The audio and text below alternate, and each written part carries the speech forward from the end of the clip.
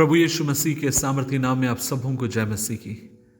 आज के मनन का भाग हमने लिया है मत्ती रचित सुसमाचार अध्याय 14 उसकी 23वीं आयत। Book of Matthew chapter 14 verse 23 लिखा है, उन्हें विदा करने के बाद वह अकेले एक पहाड़ पर प्रार्थना करने के लिए चला गया और जब शाम हुई तो वह वहां अकेला था। अजीजों, क्या आप इस बात को जानते हैं कि आप और मैं जो प्रभु की सेवकाई में हैं या जो अपने आप को सेवक कहते हैं या विश्वासी कहते हैं, कई बार हम लोग इतने अधिक व्यस्त हो जाते हैं कि हम परमेश्वर के साथ समय नहीं बिता पाते और हम ये उम्मीद करते हैं कि प्रभु आप मुझे अनुग्रह दीजिए कि मैं आपके साथ समय बिताऊं, लेकिन हमारा कहीं ना कहीं व्यस्तता आपको मुझे परमेश्वर से दूर लेकर जाती है। कई बार हमारी जिम्मेदारियां हम पर इतनी भारी होती कि हमें ऐसा लगता है जैसे अपनी जिम्मेदारियों को पूरा करना हमारे लिए सबसे पहली प्राथमिकता हमारे जीवन की। आप जब सवेरे उठते हैं, आपके मन में यही चल रहा होगा, आज मुझे बच्चों को तैयार करना है, स्कूल भेजना है। आपके मन में दिन भर ये चलता है कि आज क्या होगा। शाम के समय एक नई चिंता के साथ, नई टेंशन के साथ हम अपने बिस्तर पे जाते हैं। लेकिन अजीजों, इन सब की बीच में, इतनी व्यस्तता के बीच में कहीं ना कहीं हमें पता भी नहीं चलता है कि हम कब धीरे से परमेश्वर से दूर हो जाते हैं और धीरे धीरे कब आप और मैं मटेरियलिस्टिक हो जाते हैं, अर्थात भौतिकवादी हो जाते हैं। जो आज यूरोप में जो देखते हैं, जो देश है जिनकी गिरावट का कारण है, क्यों इस तरीके से हमारे साथ हो रहा है। अजीजों, यहां पर आप और मैं यीशु मसीह के जीवन से सीख सकते हैं। जब वो इस पृथ्वी पर था, उसके पास बहुत बड़ी जिम्मेदारी थी।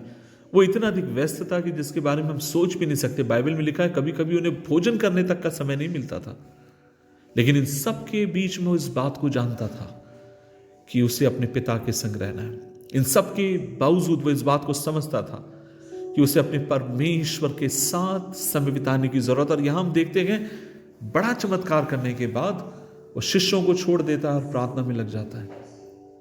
अजीजों, जब आप और मैं परमेश्वर के साथ समय बिताने में असफल हो जाते हैं तो याद रखिए, धीरे धीरे कहीं ना कहीं हमारी सेवकाई में और हमारे रोजमर्रा की जिंदगी में जितना प्रभावशाली हमें होना चाहिए, आप और मैं प्रभावहीन होते चले जाते हैं।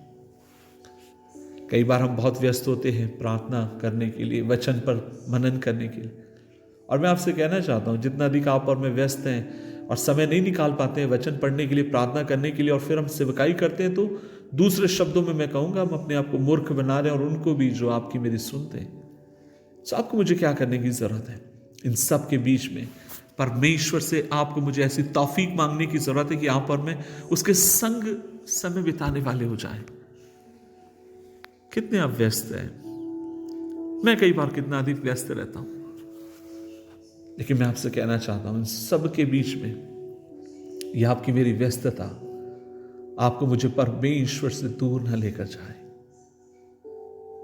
आपका मेरा व्यक्तिगत संबंध जो परमेश्वर के साथ है उस व्यस्तता से प्रभावित ना होने पाए। परमेश्वर आपको मुझे अनुग्रह दे कि हम लगातार उसकी उपस्थिति में बने रहें, लगातार उसे हम खोजने वाले हों। बाइबल कहती है जब मरियम, मार्था और लाजर के घर में प्रभु यीशु मसीह गए, मार्था ने अपने घर में उन्हें बुलाया भोजन कराने के लिए, और अच्छी बात है कि आप मार्था ने यीशु को बुलाया।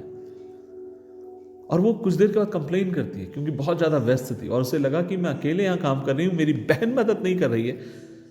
लेकिन मैं आपसे कहना चाहता हूं कि मरियम एक बात को समझ गई थी, और वो ये थी कि वह करने की कोशिश करती है जो प्रभु चाहता है, और वो जानती थी कि भोजन से बढ़कर प्रभु चाहता है कि मैं उसके साथ समय बिताऊं, उसके चरणों के निकट में बैठी रहूं, उसके चेहरे को मैं निहारती रहूं। खुदा मुझसे चाहता है। आज मैं आपसे यही कहना चाहता हूं, परमेश्वर आपकी मेरी सहायता करे, प्रभु आपको मुझे अनुग्रह दे। मार्था यीशु के पास जाती और कहती होगी कि प्रभु प्रभु तू देख रहा है मैं यहां कितनी परेशान हूं, चिंतित हूं, मेरी बहन मुझे छोड़कर वहां बैठी हो। तब प्रभु कहते हैं कि मार्था मार्था, तूने बहुत बातों में अपने आप को व्यस्त कर रखा है, लेकिन जिस बात को मरियम ने चुना है उस बात को जीवन में कोई भी उससे अलग नहीं कर सकता। उसने क्या चुना? प्रभु की संगति। उसने क्या चुने? प्रभु के चरण। उसने क्या चुना? वचन जो प्रभु यीशु मसीह था उसको बैठकर वो सुनती है। खुदा की उपस्थिति में आज मेरी प्रभु से ही इल्तिजा है, मेरी प्रभु से ही प्रार्थना है कि वह आपको मुझे अनुग्रह दे। जब मैं आपको प्रचार करूं, प्रभु मुझे अनुग्रह दे कि मैं आपको हर दिन जब संदेश प्रचार करता हूं, प्रभु मेरी सहायता करे कि प्रभु मैं और अधिक प्रभु की उपस्थिति में बैठने वाला हो जाऊं, और अधिक उसके चेहरे को खोजने वाला हो जाऊं, ताकि हर बात के द्वारा अपने प्रभु के नाम को ऊंचा कर सके। आइए दुआ करें। प्रभु जी हम धन्यवाद देते हैं इस दिन के लिए, समय के लिए। प्रभु जी हमें अनुग्रह दे कि इन सारी व्यस्तताओं के बीच में भी हम तुझ पे भरोसा रखें, तुझसे लिपटे रहें, तेरे पीछे चलने वाले हों। कृपा दे प्रभु जी, हमें तेरे चरणों के निकट रहना तू हमें सिखा। यीशु मसीह के नाम से मांगते हैं, आमीन आमीन आमीन।